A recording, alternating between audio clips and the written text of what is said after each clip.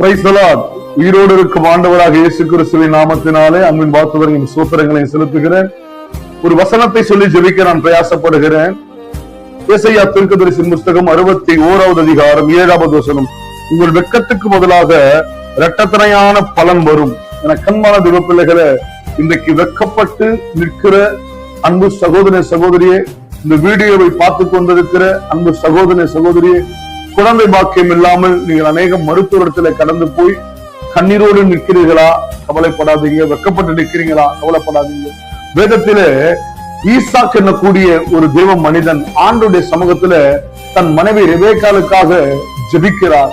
அவனுடைய ஜெபத்தை கர்த்தர் கேட்டு அவளுடைய மனைவியாக ரெபேக்காளுடைய கர்ப்பத்துல 2 பிள்ளைகளை கொடுத்தார். ஒன்று ஏசா, இன்னொன்று யாக்கோபு. நீ என கண்பான தெய்வ பிள்ளைகளை, நீங்கள் ஜெபிக்கும் பொழுது, ஆண்டவரை நம்பும் பொழுது உங்கள் வெட்கத்தை கர்த்தர் மாற்றுவார். இந்த வார்த்தை மூலமாய் கர்த்தர் உங்களை, உங்கள் குடும்பங்களையும் ஆசீர்வதிப்பார். God bless you.